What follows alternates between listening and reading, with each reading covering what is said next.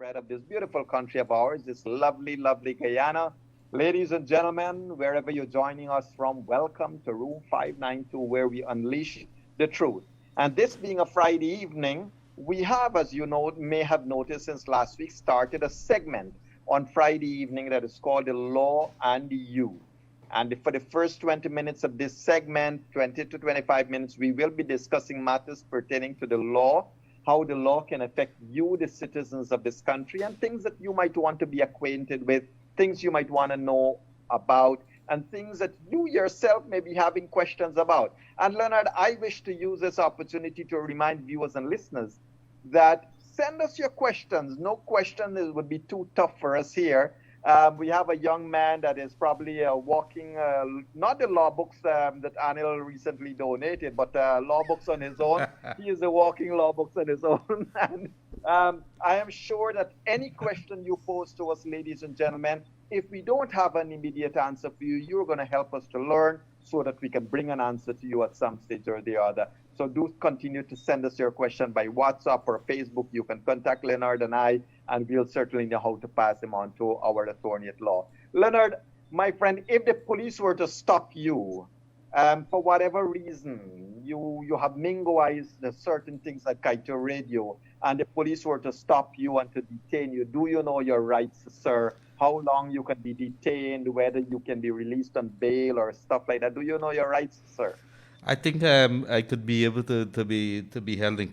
They would hold me in custody for 72 hours, and if needs be, they could go and have an application to the courts for another period, and I'm not sure how long that period is going to be.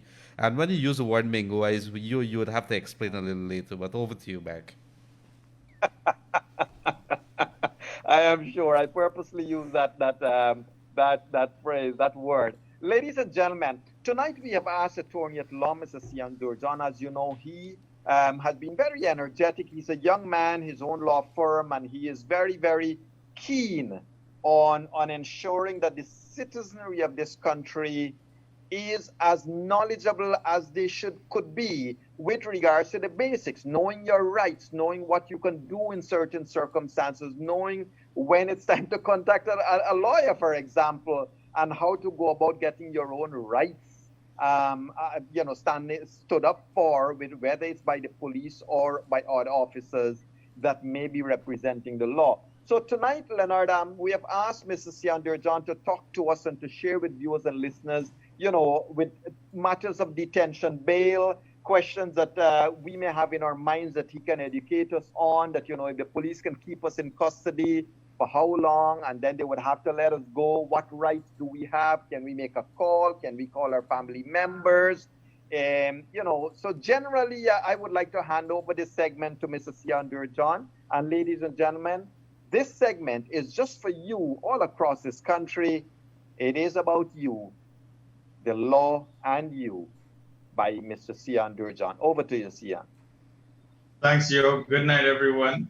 About Leonard, I think Leonard could talk his way out of any trouble. I don't think there's a situation Leonard can't sweet talk and massage his way out of. There you go, Leonard. You guys give me a lot of kudos there, but the good counsel knows better. When it comes to the right of liberty, that forms part of the irreducible minimum of human rights that has to be afforded to any citizen, no matter how big, how small. And that right is embodied in the Constitution at Article 139. Of course, every right is subject to qualifications. Every right has limits, and your right to freedom must be limited or can be limited if there is a reasonable suspicion that you have done something seriously wrong, something criminal.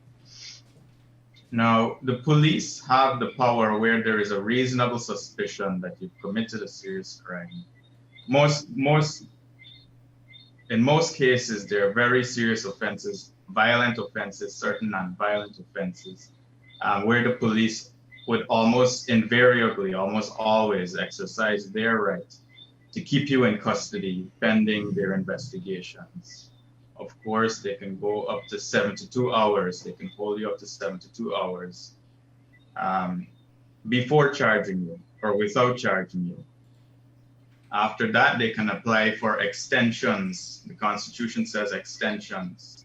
So the police have to apply to the High Court, to a judge of the High Court, to justify whether or not they can get an extension, to justify why they should get an extension.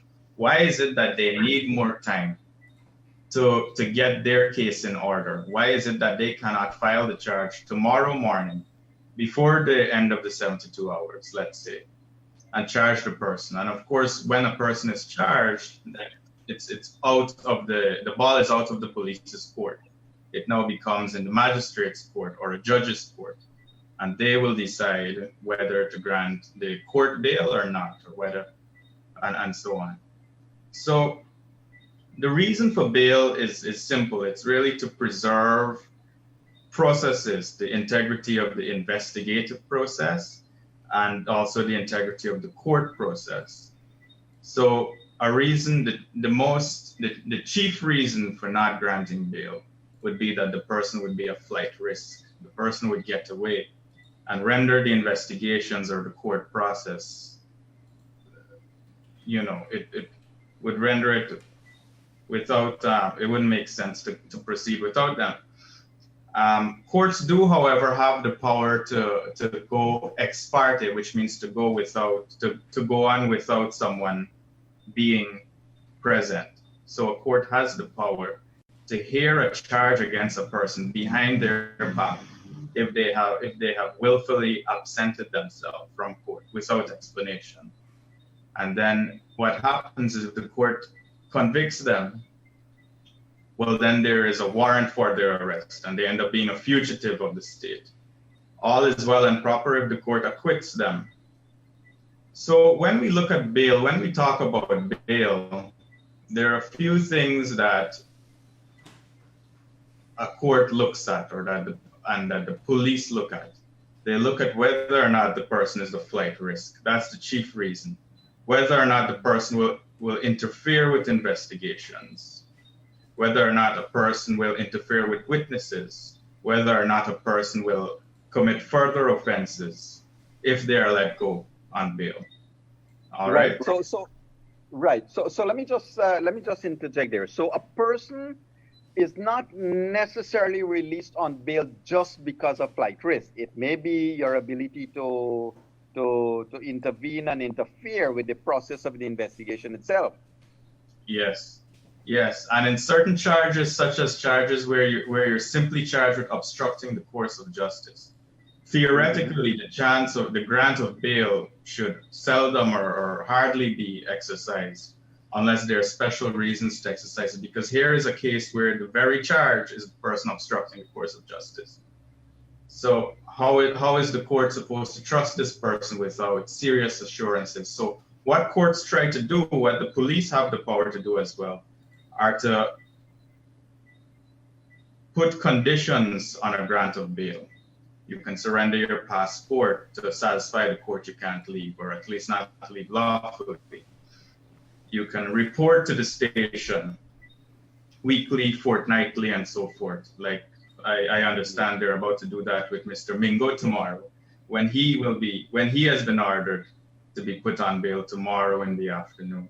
He will have to report himself to the station, make sure that he is there. And if he does not report to the station, well, then the police have to go looking for him again. So Siand, one of the reasons I asked you whether a person is given that question I asked about bail and so forth. Let us just use the Mingo example.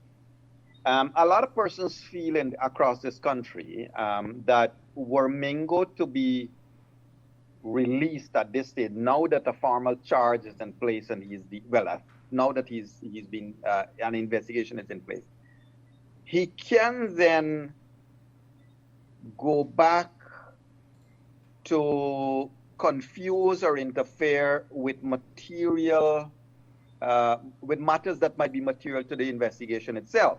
Remember those missing poll books, and remember this man was an integral part of the elections.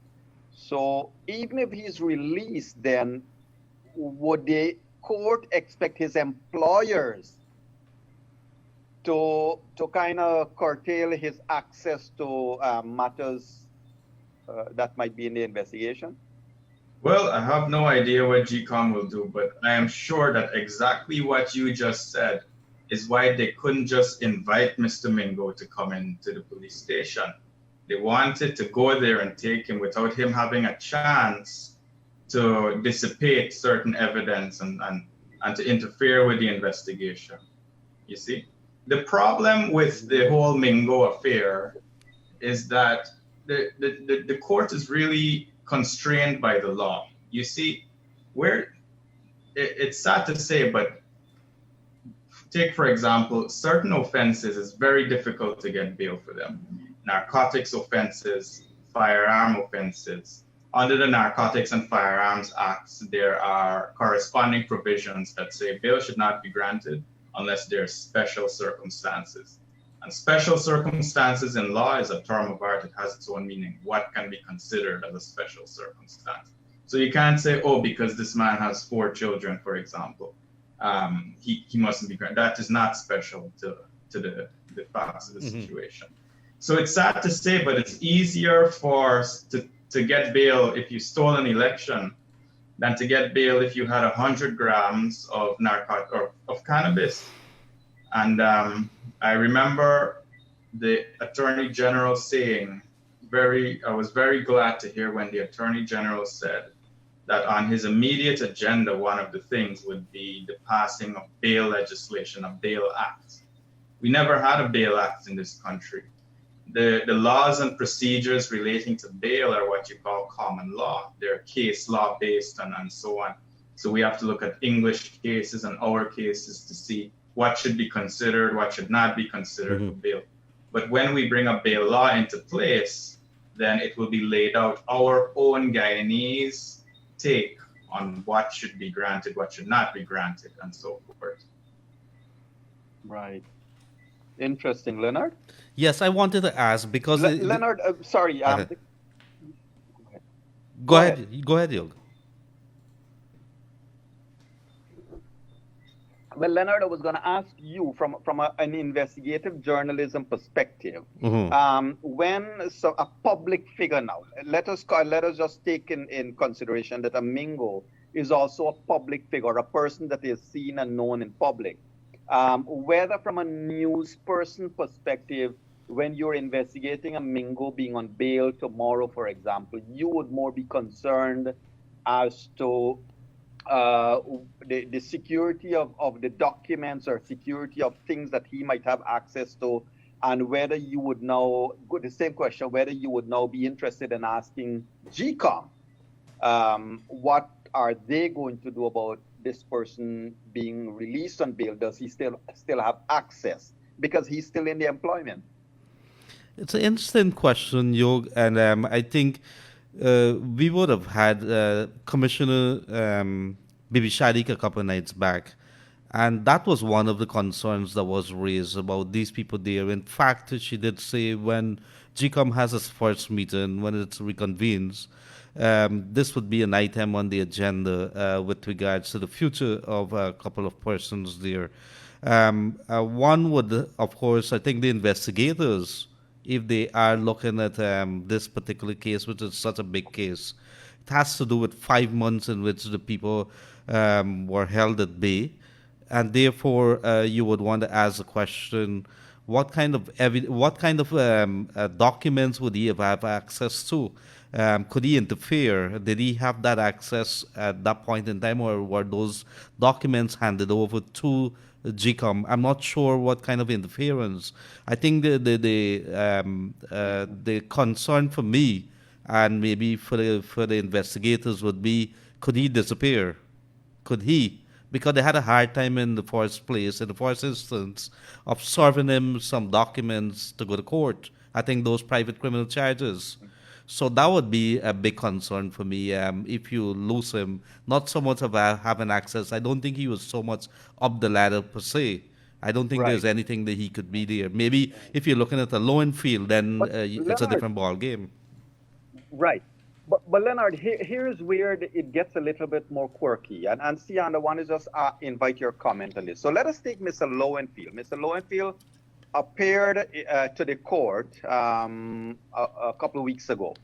And Leonard, correct me if I'm wrong, he appeared even before, or private criminal charges were filed before he tendered that final notice to the chairman of GECOM that caused a declaration of the results. Remember, though, sirs, that the same Lowenfield had said he does not have those documents in his possession. He said that. The country has heard that. He was still at work after private criminal charges were filed against him.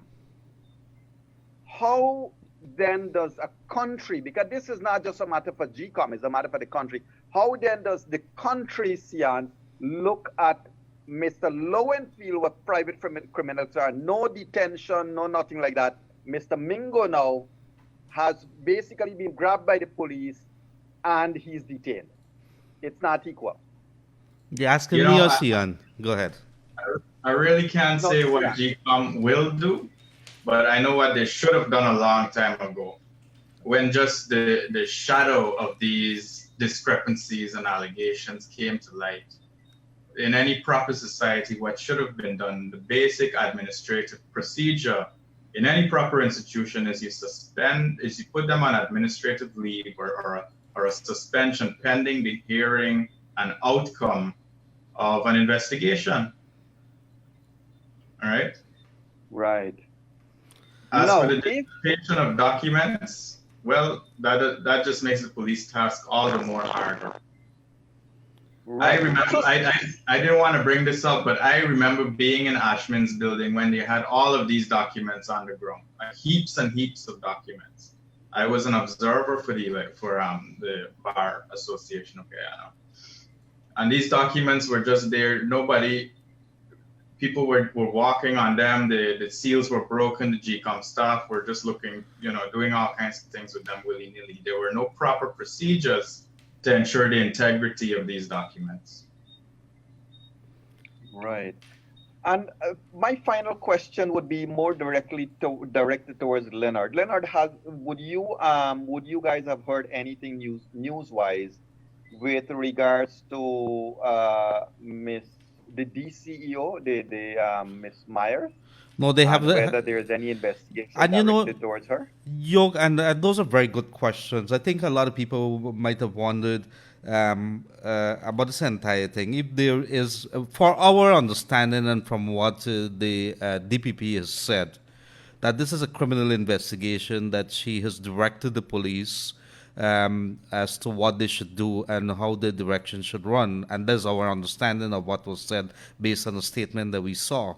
One would therefore wonder, if there is a police investigation, why go to Mingo? Well, if you start with Mingo, then there's also, which we would have discussed a little earlier, the Lowenfield scenario there.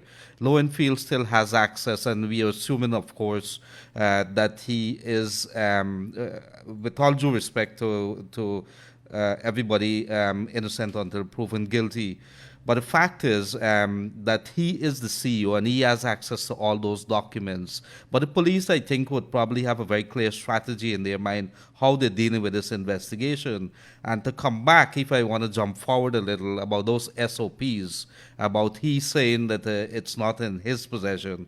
Well, of course, the standard operating procedures and what those documents, Bibi Shadik made it very clear a couple nights back about what goes where. And so I'm not sure what is the police MO in terms of how they're dealing with this investigation, right. But it confuses me there a little too.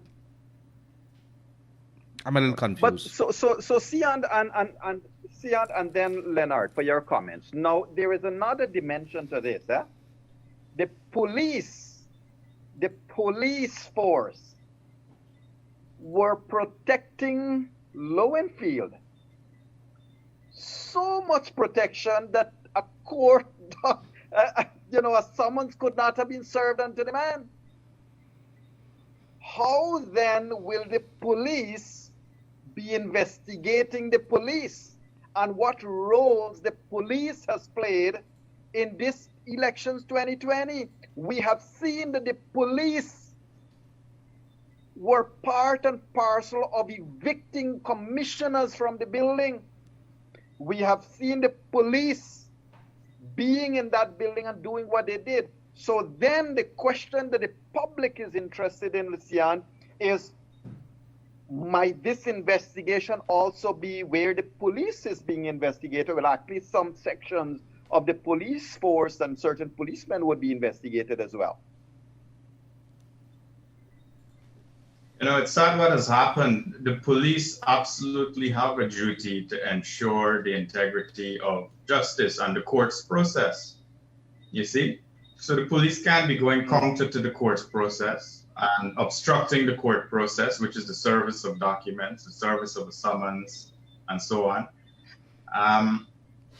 But it brings me to another point, which is the whole independence of the police service, the independence of even the state employees. You see, our Public Service Commission, our Police Service Commission, all of these things are supposed to be independent. They're supposed to employ independent people, promote independent people, reward independent people, punish partisanship, you see. With each passing government, the burden is on them to ensure that that is in place. Correct. Hello? So Leonard, one of the things that I think that we can follow up maybe next week, I'm hoping to get, you and I are both hoping to get one of the ministers here that can, and you know, another government person who can talk us through some of these things. But ladies and gentlemen, and Leonard, some of the things that is at the back of my mind is that the police and their complicity in certain aspects of this elections 2020 has to be brought into focus. One must remember that it was no other than a chief immigration officer, or whatever is the designation, that submitted to GECOM a list that the newspapers at a simple face value investigation showed that that list was absolutely flawed, Leonard. And so an investigation has to be done as to whether there was some kind of interference at that level. So what I'm saying, and this is beyond the elections petition, you know, we're not talking elections petitions here at all. We're talking about the conduct of persons during these 5 months that saw a derailment of the whole process. So Leonard, that's one. And two, from a newspaper man, I would want to ask you, has the police ever conducted an investigation into the killing of that gentleman in Berbice? We're not very sure yet, Yog. This is something that people have been asking, and of course we would have to ask the police when that opportunity arises. But to come back to that point you made a little earlier with regards to the police's role in this entire situation, I think the ball game has changed significantly now. I'd say why I say that. There was a commissioner of police that was in charge. The commissioner of police is no longer there.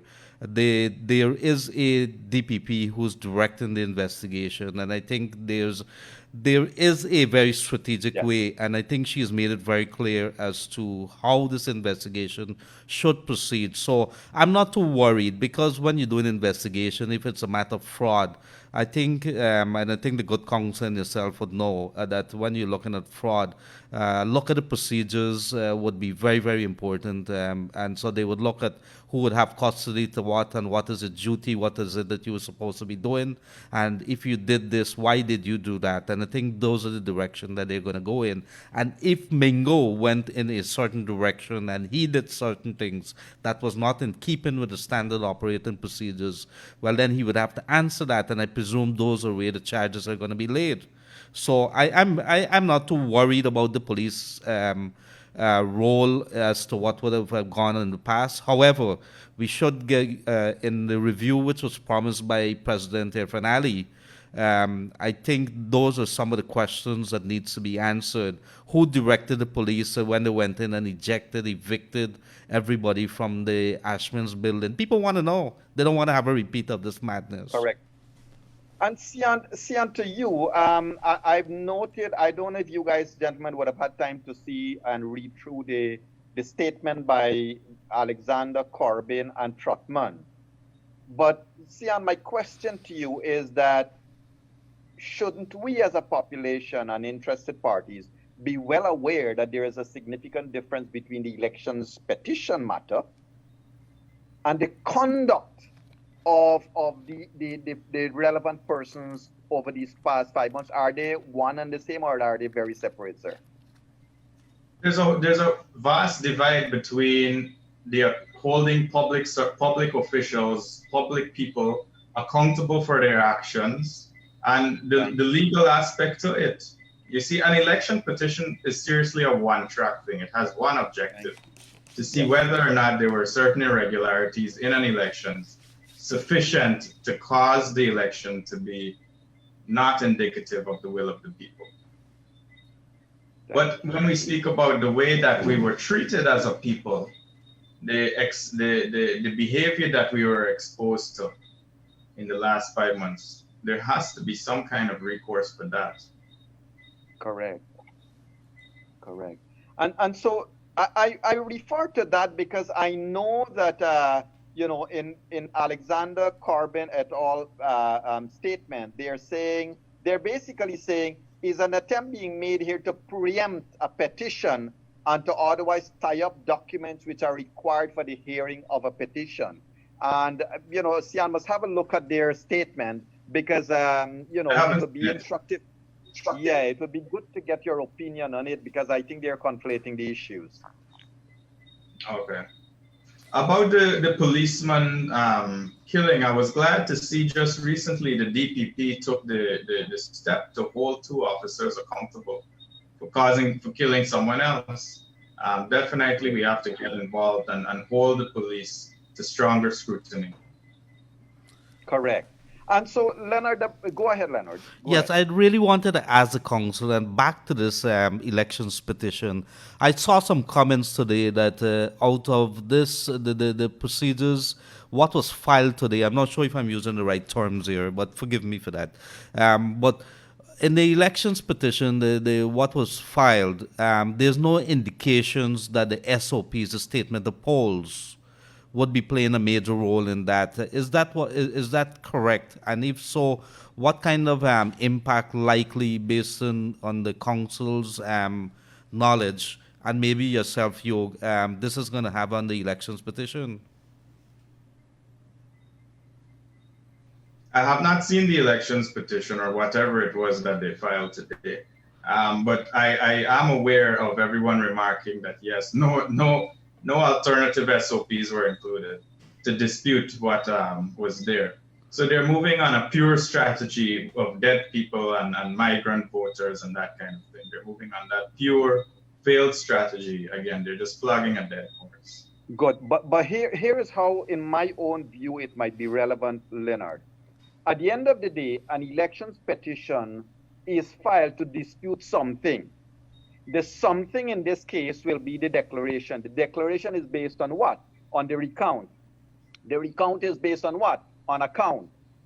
So whether the court will lift all the veils and go beyond and beyond might not be as important. But obviously, Sian, correct me if I'm wrong, a petition will be filed against the declaration of an election that was made on the recount data or on the results that was declared based on a recount data. And the recount data, Leonard, I think it's beyond reason anymore. The recount data, everybody has seen how closely they match with the SOPs. So yeah, I agree with you, Leonard, that maybe those SOPs may not get to see the light of day. I would want to challenge, Madam Chairman, if it's the last thing you do, ma'am, release those SOPs. But there's another elephant in the room here, Yog and Council. There is an elections petition which was filed for the 2015. And so would one have to be heard before the other? What happens there? In the proper course of things have to be heard in the order they are filed, unless something is immediately urgent and you have to bring it up right away. But this is is the same subject matter coming up again. Uh-huh. So in the ordinary course of things, I don't know, we should hear one before the other. So we might not have another 5 years before this one is heard. The registry of the court can take steps to hear these petitions. Right. So, so Siand, would a matter of necessity, would a matter of critical nature of a complaint be cause for it to be pulled ahead over and above other cases that might be dated because that 2015 and the effect of it is long gone? You mean the 2015 one would be academic and this one is not? Yes, correct. You know, I don't want to speak too much on this. It kind of it coincides with something that I really shouldn't speak about too much. It concerns the functioning of the court system and so on, you know? Okay. Got you. No, Leonard, another dimension to this thing, and I know we have moved away from it, but you know, of course, it's politics, and you get hit into the political discussion anyhow. Yeah, and I'm sorry if we have moved away from the bailable stuff and so forth. But another dimension to it is, of course, Leonard, and this is more to you in terms of your investigative journalism side. I've seen APNU AFC, persons of APNU AFC making certain statements, which I believe is very, very dangerous. They are saying that all of a sudden, this thing is about race, Mingo, and this and that and the other. From my perspective as a Guyanese citizen, I really don't care about whose race is it. What I care about is all those who were part of this 5 months tragedy, terrorizing Guyana, should be held accountable. Are you seeing the race dimension, Leonard? Very much so. Today I saw something, and you know, I keep wondering, how does race get into this thing here? This is it's very, very clear. And I can't understand, and I intend to take it up in the coming weeks. In the last 5 months, the entire country was held at bay. Where was a race? Where was a race in that? The second thing is, I saw today about, I think it's Rishi Prasad, Justice Rishi Prasad, and performing the functions of the Chief Justice. And they made that a race issue. And I don't even want to dignify or even raise this issue here. But how does it become a race issue that you have a Chief Justice who just happens to be performing the duty, who just happens to be an Indian man? I don't understand that. I mean, how does it become a race issue? Yeah. How does 5 Siand, months? I don't understand. Siand, if you could... and Siand, if you could elucidate it a little bit more. Ladies and gentlemen, the president, the politicians, none of the politicians get involved directly. Siand, you could tell us a little bit about appointments. You know, if somebody is acting a Court of Appeal judge, for example, who does it? Well, the Judicial Services Commission, which right now is not constituted, the Attorney General indicated that he will be taking all steps necessary to try to encourage and see to the reactivation of the Judicial Services Commission. But judges are appointed by the JSC, the Judicial Services Commission.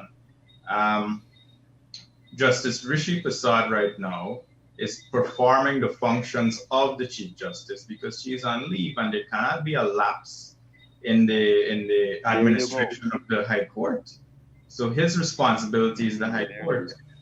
You understand? And Justice Rishi Prasad is an eminent judge. He has distinguished himself at every level of he made quite a name for himself when he was in the commercial court as a puisne judge a long time ago, when he would clear out the cases very quickly, and everyone was to this day people would talk about the treatment that was afforded to them, how pleased they were in those days. Right. Thank you for that. And you know, ladies and gentlemen, we will be joined very shortly by Honorable Minister Colin Crowell, Minister of Housing. And this has been the segment, The Law and You. And I will give Mr. Attorney at Law, Mr. Siand Dhurjon, the final word just before we say goodbye to him for tonight. And knowing that he is going to join us next Friday for another segment of The Law and You, next Friday night, of course, at 7:30. Siand, it's been a pleasure to have you here. And over to you for the final word before the minister comes on. Thanks, York. It's always a pleasure. I look forward to being here again next Friday. All I want to say is that we all stand to benefit from the strengthening of our legal institutions. Things like a bail act, things like the reactivation of the Judicial Services Commission, so we can have judges, have magistrates to dispense justice quicker, more in a fair manner. We have to see that steps are taken to enforce the law against police officers who do the wrong things. I wanted to mention that. We brought it up right on this show. But yes, we all stand to benefit from the strengthening of our legal institutions. And let's continue to see what happens. Thank you, Yo. Great. Siand, thank you so very much. And it's been a pleasure to have you here in Room 592. And we look forward to your company again a week from today, same time, same place, for the law. And you, ladies and gentlemen, on your behalf, we say thanks to Mrs. Attorney at Law, Mrs. Siand Dhurjon, for joining us here. And Siand, when you come on next Friday, I understand that you are, let's spend 5 minutes, if you don't mind, sir. You are part of a legal clinic that offers services to the people of Guyana, and we want to spend 5 minutes talking about that, if you don't mind, sir. Oh, I am not a part of that clinic. I just was, I know earlier we were chatting today. There is a Guyana legal aid clinic, which is based at the Mirage building, and they have branches in Berbice and I think one more elsewhere. And they look at underprivileged people, and they do their cases for them, certain kinds of cases, not all cases, for a much lower fee than normal attorneys would have. Great. So Leonard, one of the things we can do is we can have a representative from that legal aid clinic brought in Room 592, and we can have a chat so that people can know what to expect from them. And Siand, it's been a pleasure to have you here, sir. Thank you. Do keep up the good work you are doing, and we know that you are doing good work, ladies and gentlemen. Let me again say thanks to Mr. Siand Dhurjon. Siand, our regards to your family, sir, and your wonderful little kid. Thank you very much. Thanks so much, Yo. Good night, Yo. Good night, Leonard. Thank you very much, sir. Thank you, and good night.